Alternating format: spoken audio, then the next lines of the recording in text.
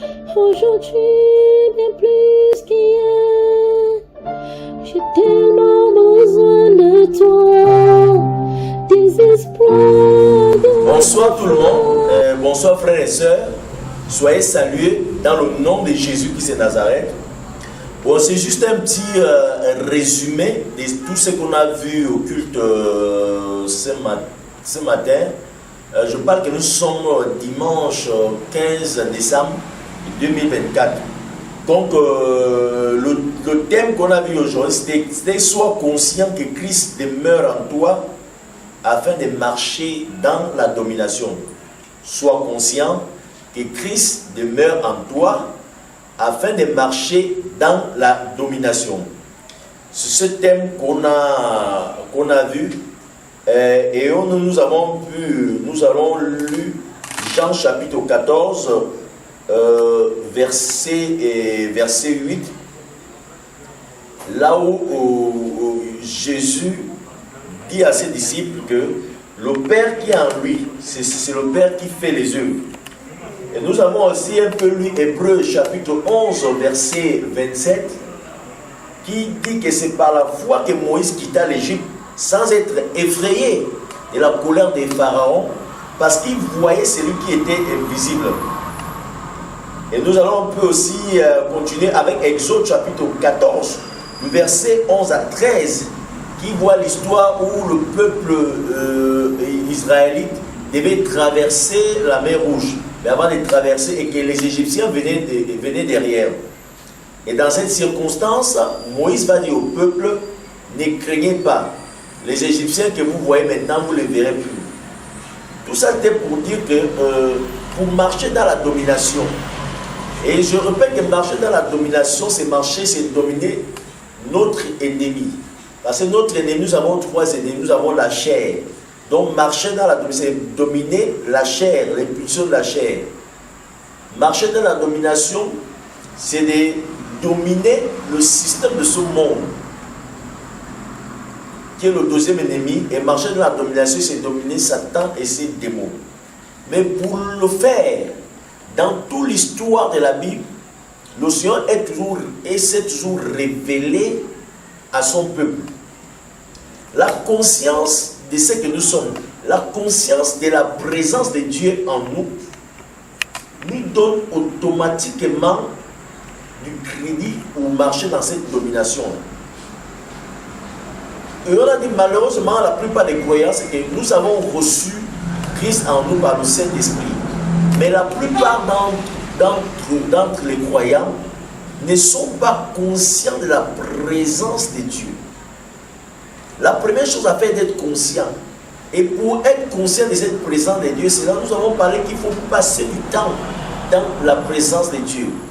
Pour développer notre intimité, pour développer notre relation. Tout ça là pour objectif, afin que le Dieu qui est invisible devienne une réalité pour nous. Quand le Dieu invisible devient une réalité pour nous, c'est en ce moment que tout ce qui est externe, les circonstances externes, comme la peur, comme la maladie, comme les circonstances, peu importe les montagnes, ça ne nous fait plus peur parce que nous sommes plus conscients de la personne qui est en nous, qui est consciente de ce qui est en dehors de nous. C'est sur ce cas que Moïse pouvait quitter l'Égypte sans avoir peur de la colère des pharaons, parce que Moïse voyait celui qui est invisible, on dit qu'il voyait Christ invisible. Et en voyant Christ qui était invisible, ça lui donnait la force et le courage de quitter avec toute la fermeté, de quitter avec le peuple. C'est ce même Moïse qui va se retrouver devant la mer Rouge. La mer n'était même pas, Dieu n'avait même pas encore ouvert la mer. Les Égyptiens vont venir avec des épées. Il va dans cette circonstance des frayeurs, des peurs, où il va avoir la panique. Le peuple va crier partout. Mais Moïse s'arrête. Il dit au peuple, les Égyptiens que vous voyez là, vous ne les verrez plus. Qu'est-ce que Moïse voyait, frères et sœurs, que nous ne voyons pas? Moïse avait tellement développé, durant quand il était dans le désert, durant ces temps de communion, il avait développé la présence de Dieu. Et quand Dieu s'est révélé à lui, il avait développé cette intimité, cette communion, c'est que Moïse était plus conscient de Dieu invisible que les réalités visibles. Donc, le Dieu invisible n'était plus invisible pour lui. Le Dieu invisible était devenu une réalité. Frères et sœurs, si tu veux marcher dans la domination sur cette terre, il y a une chose à faire. Il faut être conscient du Dieu invisible. La réalité, quand Dieu invisible devient réel pour toi, alors tu peux marcher dans la domination. Et d'ailleurs, c'est ça qui faisait le succès du ministère de Jésus.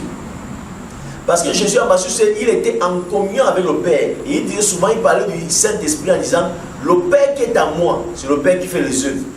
Les paroles que je vous dis, je ne vous dis pas les moi, mais le Père qui est en moi, c'est le Père qui me dit les paroles. Jésus était en parfaite osmose, en communion parfaite avec le Saint-Esprit. Et c'est pour ça qu'il a fait des exploits. Et c'est pour ça que Jésus n'a jamais eu besoin de finances. Dans son ministère, il avait les femmes qui avaient l'argent, qui étaient là, il avait le trésorier. Mais Jésus n'a jamais eu besoin. Jésus n'a jamais été bloqué devant un obstacle. Devant la mort de Lazare, vient d'annoncer que Lazare est mort. Mais là où il était, Jésus restait encore 3 jours. Pourquoi il ne pouvait pas partir? Parce que le Père ne lui avait pas encore dit de se déplacer. Jésus marchait dans la conscience que le Père était en lui, le Saint-Esprit était en lui. Et il pouvait faire toutes sortes d'exploits. Et nous, aujourd'hui, nous avons toujours le Saint-Esprit qui est en nous. Et le Seigneur nous demande d'être conscient de ça. Et comment pour être conscient, il y a une chose à faire. Et développer la conscience de sa présence, développer l'intimité avec lui. Prendre le temps d'intimité, mon frère, ma soeur. C'est pour te dire, est-ce que tu prends le temps d'intimité avec le Seigneur? Nous passons le temps à faire des prières de combat, des prières de combat. C'est bien, mais nous devons apprendre à écouter Dieu. Devant toutes les voix qui nous apparaissent dans la vie, la voix de la chair, la voix des circonstances, la voix de la peur, il y a la voix de Dieu dedans. Mais le problème, c'est qu'on ne saura pas, des fois on n'arrive pas à identifier cette voix de Dieu pour la simple raison qu'on n'a pas appris à être en communion avec lui. Quand on va apprendre cette communion, quand Dieu va parler, et on va écouter. Quand il parlera, on écoutera parce qu'on a appris à développer cette intimité. Donc, frères et sœurs, développons cette intimité avec le Saint-Esprit.